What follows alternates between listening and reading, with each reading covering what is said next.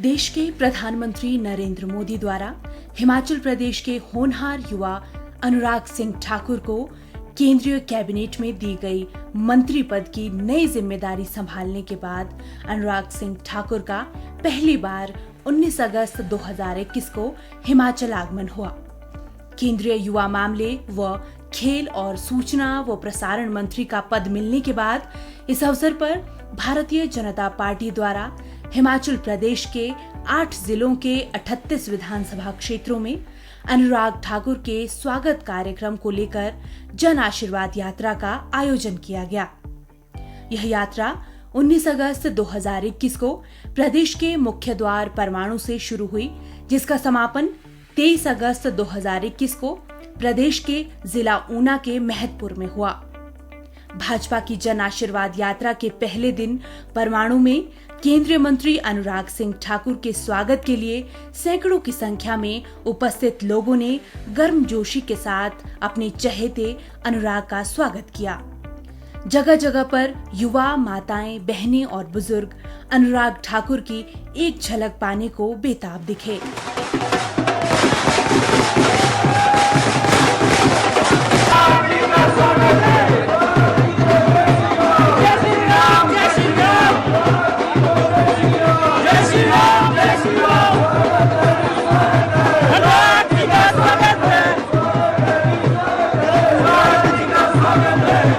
जन आशीर्वाद यात्रा का अगला पड़ाव जिला सोलन का धर्मपुर क्षेत्र रहा।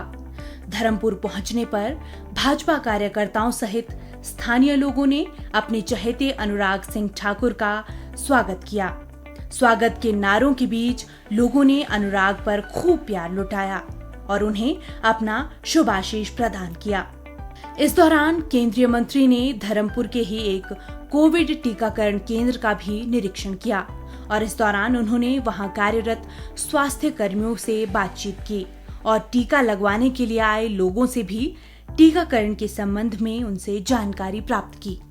धर्मपुर के बाद केंद्रीय मंत्री की जन आशीर्वाद यात्रा का काफिला प्रदेश के जिला सोलन के लिए रवाना हुआ। सोलन पहुंचते ही दूर दूर से आए लोगों ने केंद्रीय मंत्री का जोरदार स्वागत किया।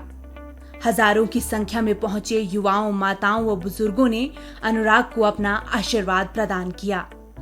इस दौरान विशेष रूप से भाजपा प्रदेश अध्यक्ष व सांसद सुरेश कश्यप, प्रदेश स्वास्थ्य मंत्री डॉक्टर राजीव सहजल एवं पूर्व विधानसभा अध्यक्ष राजीव बिंदल ने केंद्रीय मंत्री बनने पर अनुराग ठाकुर को बधाई दी। केंद्रीय मंत्री की झलक पाने के लिए लोगों में इतना जोश दिखा कि भारी बारिश के बावजूद भी लोग उनके स्वागत के लिए खड़े रहे।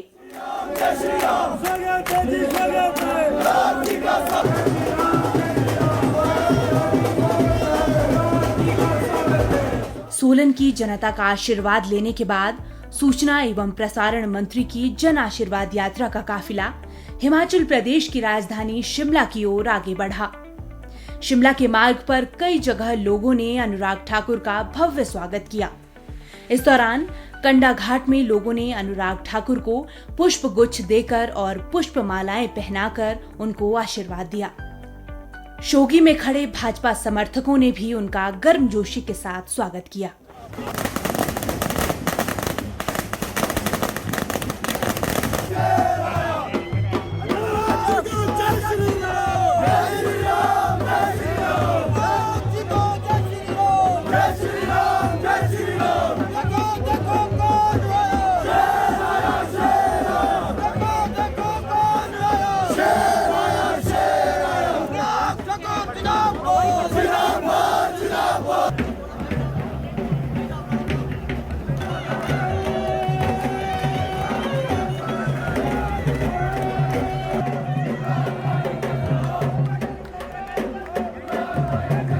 राजधानी शिमला के पीटरहॉफ में केंद्रीय मंत्री अनुराग सिंह ठाकुर का लोगों ने हिमाचली लोक संस्कृति का आधार माने जाने वाले हिमाचली वाद्य यंत्र और ढोल नगाड़ों के साथ उनका भव्य स्वागत किया। जैसे ही केंद्रीय मंत्री शिमला स्थित होटल पीटरहॉफ पहुंचे, स्वयं हिमाचल प्रदेश के मुख्यमंत्री जयराम ठाकुर और भाजपा कार्यकर्ताओं ने उनका स्वागत किया। इसके बाद कई घंटों से अपने चहेते युवा नेता का इंतजार कर रहे भाजपा समर्थकों और स्थानीय लोगों ने अनुराग ठाकुर को पुष्प भेंट कर उन्हें बधाई और शुभकामनाएं दी। शिमला में मुख्यमंत्री जयराम ठाकुर ने उन्हें शॉल व पहाड़ी टोपी पहनाकर उनका सम्मान किया। इस दौरान स्वागत कार्यक्रम का आयोजन भी किया गया, जिसमें मुख्यमंत्री जयराम ठाकुर सहित प्रदेश के शहरी विकास मंत्री सुरेश भारद्वाज व अनुराग ठाकुर ने लोगों को संबोधित करते हुए अपने अनुभव साझा किए और लोगों को प्रधानमंत्री नरेंद्र मोदी द्वारा चलाई गई विभिन्न कल्याणकारी योजनाओं से अवगत करवाकर उनका लाभ प्रत्येक नागरिक तक पहुंचाने के लिए भाजपा कार्यकर्ताओं से आग्रह किया। इसके बाद 20 अगस्त को केंद्रीय मंत्री अनुराग सिंह ठाकुर ने शिमला से नेहरू युवा केंद्र द्वारा आयोजित फिट इंडिया दौड़ को हरी झंडी दिखाकर रवाना किया। केंद्रीय सूचना प्रसारण मंत्री बनने के बाद पहली बार शिमला पहुंचे अनुराग सिंह ठाकुर पत्रकारों से भी रूबरू हुए और पत्रकारों के प्रत्येक सवाल का जवाब बेबाकी से दिया। मेरा भी ये 5 दिन का दौरा, पहले 3 दिन का प्रस्तावित था, लेकिन फिर बाद में 5 दिन का दौरा बना, ताकि चारों संसदीय क्षेत्र 623 किलोमीटर इन सब में होते हुए चारों लोकसभा के 37 विधानसभा क्षेत्रों को टच करेंगे। 8 जिले इसमें कवर होंगे और लगभग 90 कार्यक्रम इसमें होंगे।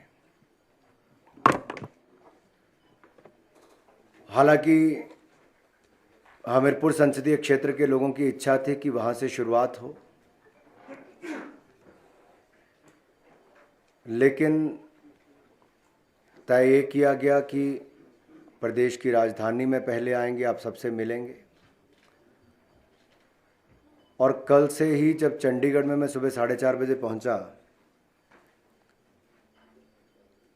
तो हिमाचल भवन का भी जो रिसेप्शन का हॉल है, आप सबने देखा ही है, वो भी छोटा पड़ गया, बाहर भी छोटा पड़ गया। तो ये अपने आप में दिखता था कि प्रदेश के लोगों में इंतज़ार जरूर था, देरी जरूर हुई आने में, लेकिन प्यार, स्नेह, आशीर्वाद की कोई कमी नहीं रही। आत्मनिर्भर भारत बनाना ये केवल एक स्लोगन नहीं है, इसके लिए हर सेक्टर में वो प्रैक्टिकल पॉसिबिलिटीज क्या क्या है उसको देखकर काम करते हैं। मुझे भली भांति याद है कि जब ये एक ही आदमी का काम है, बाकी लोग इतना मत हिलिए,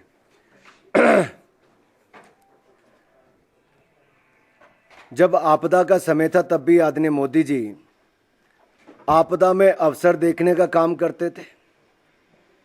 जहां एक और कोविड वैक्सीन बनाने के लिए देश के साइंटिस्ट के साथ बात करते थे, मैन्युफैक्चरर्स के साथ बात करते थे कि स्केल अप कैसे करना है, वहीं दूसरी ओर कौन से ऐसे सेक्टर्स हैं जहां पर भारत को और बढ़ावा मिल सकता है। तो कुल मिलाकर एक ऐसे नेता के साथ काम करने का मौका मिल रहा है जो विजनरी है। भारत को अमृत महोत्सव आज़ादी के 75वें वर्ष में जहां एक जन भागीदारी से जन आंदोलन बनाने के लिए वो समाज को जोड़ने का काम कर रहे हैं, वहीं पर 75वें वर्ष में संकल्प लेकर शताब्दी समारोह तक 100वीं वर्षगांठ पर सिद्धि करने का भी एक रूट बना रहे हैं, एक रोड मैप बना रहे हैं। पीजीआई का अस्पताल ऊना में हो, 6 मेडिकल कॉलेज हो, बिलासपुर में एम्स अस्पताल हो, और बहुत सारे जैसे सुपर स्पेशलिटी ब्लॉक शिमला में है, 150 करोड़ रुपए का वो है, वहीं पर एम्स 1351 करोड़ का है। तो 3 मेडिकल कॉलेज भी लगभग 600 करोड़ रुपए के इनके लिए दिया है, और ये भी अब बढ़ गया है। और 2 टेरिटरी केयर सेंटर्स जो हैं ये आरसीसी शिमला और आरएच मंडी के लिए दिए गए, लगभग 90 करोड़ इस पर खर्च होगा। 6 ट्रॉमा सेंटर्स ये हमने अलग से दिए, टांडा, हमीरपुर, मंडी, रामपुर, चंबा और शिमला में, 17 करोड़ पे एक की लागत है, कुल 47 करोड़ इस पर खर्च होगा। पीएम जन आरोग्य योजना के अंतर्गत पैसा दिया और नेशनल हेल्थ मिशन को हमने CHC PHC की अपग्रेडेशन के साथ साथ mother and child hospital wings बनाने के लिए भी 1432 करोड़ वो भी दिए और ऊना के PGI सैटेलाइट सेंटर में भी 437 करोड़ रुपया खर्च होगा। तो कुल मिला के हिमाचल प्रदेश को भी लगभग 4200 करोड़ रुपए के प्रोजेक्ट हेल्थ के क्षेत्र में भी मिले। स्टेडियम जहाँ पे भी बन सकता है, एकेडमी जहाँ पे बन सकती है, उसके लिए ज़मीन चाहिए। जहाँ जहाँ ज़मीन मिलेगी वहाँ वहाँ हम खेलों के सुविधा के लिए कोई कमी नहीं छोड़ेंगे।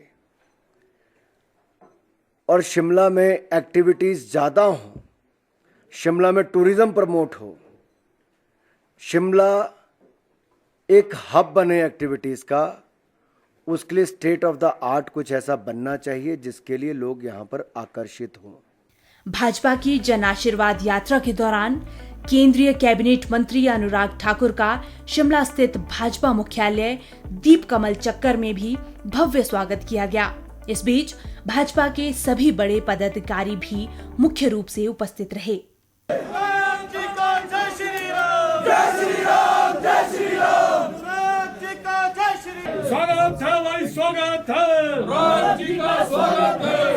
शिमला में अपने अनुभवों को साझा करने के बाद भाजपा की जन आशीर्वाद यात्रा अगले पड़ाव की ओर रवाना हुई। शिमला के घणाटी क्षेत्र में भी केंद्रीय मंत्री अनुराग सिंह ठाकुर की जन आशीर्वाद यात्रा का जोरदार स्वागत और अभिनंदन किया गया। इसके बाद यह यात्रा आगे बढ़ी और जैसे ही अर्की विधानसभा क्षेत्र की सीमा गलोग पर पहुंची तो वहां पर अर्की के पूर्व विधायक सहित हजारों समर्थकों ने उनका भव्य स्वागत किया। कौन आया भाई, कौन आया? जिंदाबाद, स्वागत है भाई, स्वागत है। इसके बाद केंद्रीय मंत्री की जन आशीर्वाद यात्रा बिलासपुर की ओर रवाना हुई। यात्रा के दौरान दाड़ला घाट, भराड़ी घाट और नमहोल में भी लोगों ने केंद्रीय मंत्री का स्वागत किया। जैसे ही यह यात्रा बिलासपुर पहुंची, केंद्रीय मंत्री अनुराग ठाकुर ने सबसे पहले शहीद स्मारक जाकर शहीदों के प्रति अपने श्रद्धा सुमन अर्पित किए। अपने संसदीय क्षेत्र में पहुंचने पर भाजपा की जन आशीर्वाद यात्रा और अपने चहेते हिमाचल के बेटे अनुराग सिंह ठाकुर का स्थानीय लोगों व भाजपा कार्यकर्ता बेसब्री से इंतजार करते हुए नजर आए। बिलासपुर में केंद्रीय मंत्री अनुराग ठाकुर ने सम्मेलन को भी संबोधित किया। बिलासपुर में जनता का खूब प्यार और आशीर्वाद मिलने के बाद भाजपा की जन आशीर्वाद यात्रा जिला मंडी पहुंची, जहां पर नाचन विधानसभा क्षेत्र में केंद्रीय मंत्री अनुराग ठाकुर के इंतजार में लोग जगह जगह स्वागत के लिए खड़े नजर आए। इसके बाद 21 अगस्त को केंद्रीय मंत्री अनुराग ठाकुर ने जिला मंडी के परिधि गृह से फिट इंडिया दौड़ को हरी झंडी दिखाकर रवाना किया। इस यात्रा के दौरान जहां अनुराग ठाकुर युवा समर्थकों के साथ सेल्फी खिंचवाते नजर आए, तो वहीं दूसरी ओर वे वरिष्ठ नेताओं का आदर और सम्मान करना भी नहीं भूले। केंद्रीय मंत्री यात्रा के बीच मंडी में भाजपा के 40 साल से जुड़े कार्यकर्ता के घर पहुंच उनसे मिलते हुए भी नजर आए।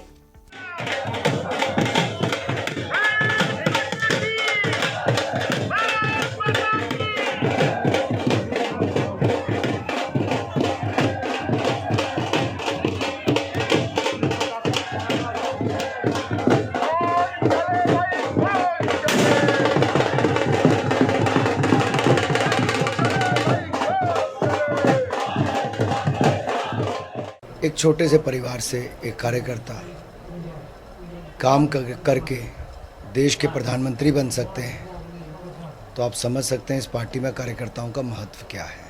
जो कई वर्षों से लगातार भारतीय जनता पार्टी के जब केवल 2-3 घर ही साथ में होते थे, तो रामेश्वर जी के घर हम आए हैं, चाय पान यहाँ पर कर रहे हैं। और चाय से ज़्यादा ज़रूरी इनका प्यार है, इनका मान सम्मान है। पगड़ी भी इन्होंने अपने हाथ से बांधी, चाय भी परिवार के लोगों ने बनाई, और जिस तरह से अपनापन था, मैं कहता हूँ जो बड़े बड़े हमारे नेता भी यहाँ पर आए वो भी इनके घर आते थे, क्योंकि तब गिने चुने परिवार ही होते थे। आज पार्टी बढ़ गई, प्रदेश और देश में सत्ता में है, लेकिन फिर भी ये भारतीय जनता पार्टी ही है जो अपने कार्यकर्ता के घर आज भी मैं अपने प्रदेश अध्यक्ष जी के विधायकों के साथ यहाँ पर आया हूँ, क्योंकि ये वो कार्यकर्ता हैं जिन्होंने शुरुआत में पार्टी को खड़ा करने का काम किया है।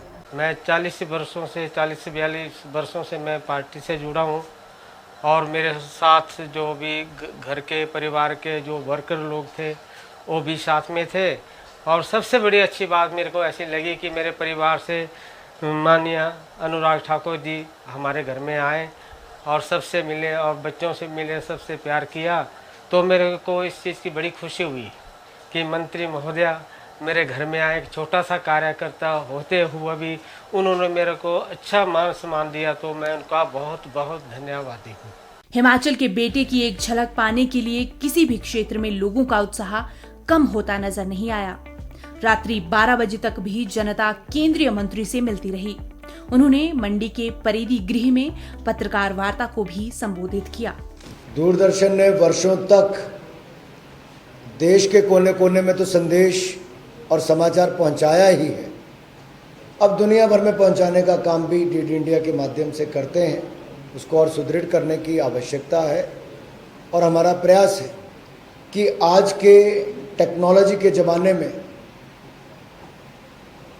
जो पहले अगले दिन का इंतज़ार समाचार पत्र का रहता था, वो टीवी के आने के बाद वो कुछ घंटों के बाद खबर उस पर चलनी शुरू हो जाती थी। अब ये ऑनलाइन पोर्टल्स, प्लेटफॉर्म्स और सोशल मीडिया के आने के बाद तो कुछ मिनटों सेकंडों के अंदर भी खबर जनता के माध्यम से भी और आप सबके माध्यम से भी जन जन तक पहुंच जाती है। यात्रा के दौरान हिमाचल की जनता ने केंद्रीय मंत्री का खुले मन से स्वागत किया। मंडी के बाद जन आशीर्वाद यात्रा अगले पड़ाव की ओर आगे बढ़ी और द्रंग मंडल से जनता का आशीर्वाद लेते हुए जिला कांगड़ा पहुंची। आबादी की दृष्टि से प्रदेश के सबसे बड़े जिला और कांगड़ा संसदीय क्षेत्र में पहुंचते ही सबसे पहले प्रदेश के वन मंत्री राकेश पठानिया और राज्यसभा सांसद इंदु गोस्वामी ने अनुराग ठाकुर का स्वागत किया। इस बीच उन्होंने प्रदेश के पूर्व मुख्यमंत्री शांता कुमार के चरण स्पर्श कर उनका आशीर्वाद भी प्राप्त किया। पूर्व मुख्यमंत्री शांता कुमार ने अनुराग ठाकुर को केंद्र में नई जिम्मेदारी मिलने पर प्रसन्नता जाहिर की। ये हिमाचल का बहुत बड़ा सौभाग्य है कि श्री अनुराग ठाकुर जी राज्य मंत्री से अपने योग्यता के कारण बहुत थोड़े समय में कैबिनेट मिनिस्टर बने। ये हिमाचल प्रदेश का बहुत बड़ा सौभाग्य है और पहली बार आ रहे हैं और हमें प्रसन्नता है कि पूरा हिमाचल उनका स्वागत कर रहा है। इसके बाद यह यात्रा धर्मशाला की ओर रवाना हुई और जगह जगह पर कांगड़ा संसदीय क्षेत्र के लोगों ने ढोल नगाड़ों और आतिशबाजी के साथ केंद्रीय मंत्री का स्वागत और अभिनंदन किया। इस यात्रा के दौरान लोगों का उत्साह देखते ही बन रहा था और सैकड़ों की संख्या में लोग उनके स्वागत के लिए अपने हाथों में फूल व मालाएं लिए खड़े नजर आए। कांगड़ा के बाद यात्रा अपने अगले पड़ाव की ओर बढ़ी और मां ज्वाला जी की पावन स्थली पर पहुंचते ही लोगों ने हिमाचल का भविष्य समझे जाने वाले केंद्रीय मंत्री का जोरदार नारों और ढोल नगाड़ों के साथ स्वागत किया। इसके बाद केंद्रीय मंत्री अनुराग ठाकुर ने मां ज्वाला जी के चरणों में शीश नवाकर शुभाशीष लिया। इसके बाद यात्रा का अगला पड़ाव नादौन था। अपने गृह जिला में पहुंचते ही अनुराग ठाकुर का क्षेत्र की जनता ने भव्य स्वागत किया। इसके बाद वह हमीरपुर पहुंचे और अपने पिता व प्रदेश में 2 बार मुख्यमंत्री रहे प्रेम कुमार धूमल और अपनी माता से भी आशीर्वाद लिया।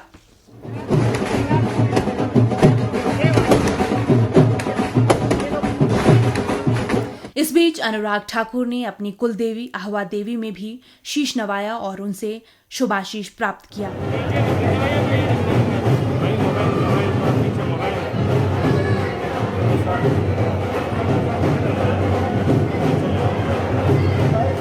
कहते हैं कि जब आप अपने घर के गली कूचों, जहां पर आपका बचपन बीता हो, जिस मिट्टी में आप पले बड़े हों, वह मिट्टी जीवन भर आपको अपने भावों के साथ जोड़े रखती है और इस मिट्टी से जुड़ाव को आपसे कोई अलग नहीं कर पाता।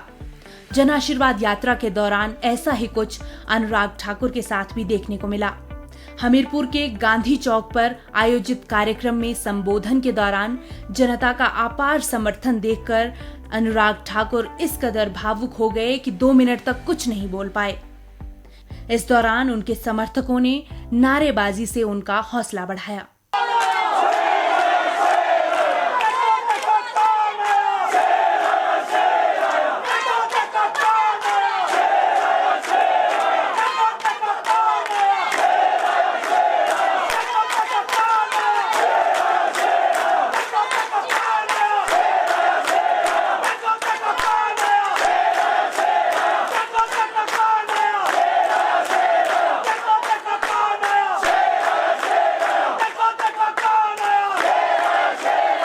जन आशीर्वाद यात्रा के अंतिम पड़ाव में केंद्रीय मंत्री अनुराग ठाकुर जिला ऊना पहुंचे, जहां लठियाना क्षेत्र में लोगों ने हिमाचल के बेटे का फूल मालाएं पहनाकर स्वागत किया। रात 8 बजे के बाद लठियाना से शुरू हुई जन आशीर्वाद यात्रा करीब 7.5 घंटे बाद पंजाब राज्य के साथ लगते बॉर्डर महतपुर पहुंचकर संपन्न हुई। यात्रा के अंतिम पड़ाव में केंद्रीय मंत्री अनुराग ठाकुर ने दूरदर्शन संवाददाता नंदिनी मित्तल से खास बातचीत भी की। जन आशीर्वाद यात्रा 5 दिन की थी, लेकिन आज 24 तारीख है और सुबह 3 बजे है। महतपुर जगह है, लेकिन ना तो यहाँ पर लोगों के चेहरे पर थकान है और ना ही अनुराग ठाकुर के चेहरे पर। क्या कारण है? जनता का प्यार, और मुझे लगता है कहीं ना कहीं किसी के लिए भी परिवार का प्यार मिले तो उससे बड़ी ताकत कोई नहीं होती। और राजनीतिक क्षेत्र में रहने वाले व्यक्ति के लिए अगर उसका कार्यकर्ता और मतदाता दोनों का ही आशीर्वाद रहता है और उससे बढ़कर अगर प्रदेशवासियों का पूरा बढ़ जाए तो सोने पे सुहागा है। ना केवल मेरे संसदीय क्षेत्र में बल्कि पूरे हिमाचल प्रदेश में जो जन समर्थन इस जन आशीर्वाद यात्रा में मिला है, वो मुझे लगता है एक नई पहचान दिलाई है।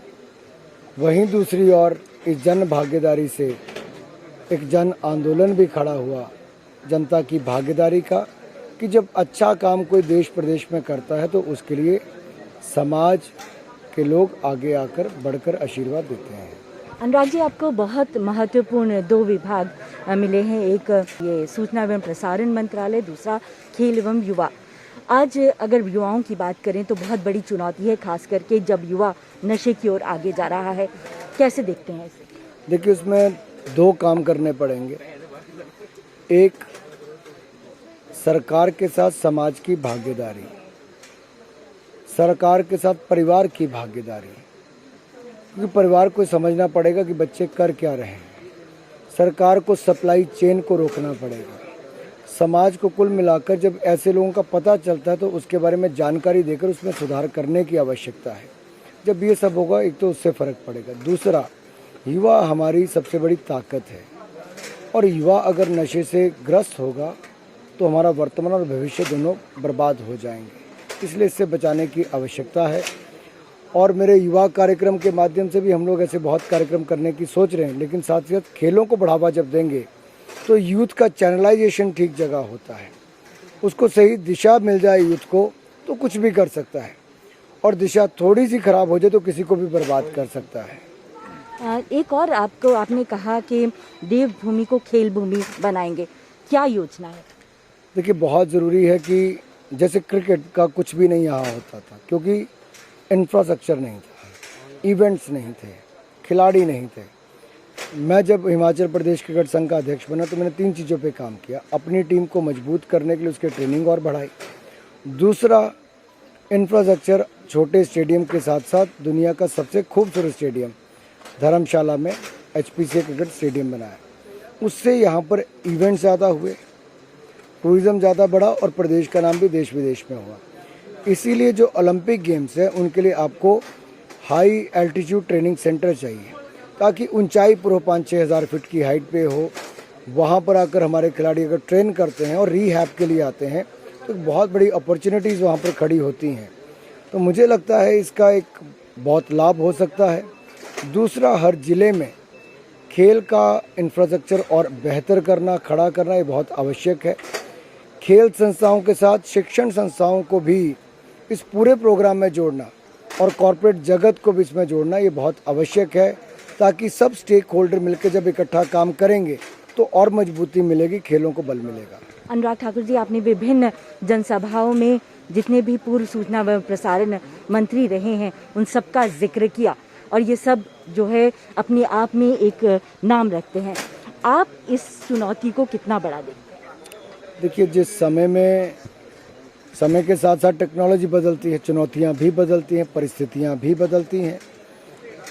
तो जब शुरू के काल में रहे होंगे तब गिने चुने समाचार पत्र थे, टीवी चैनल था नहीं, रेडियो आकाशवाणी के अलावा कुछ था नहीं।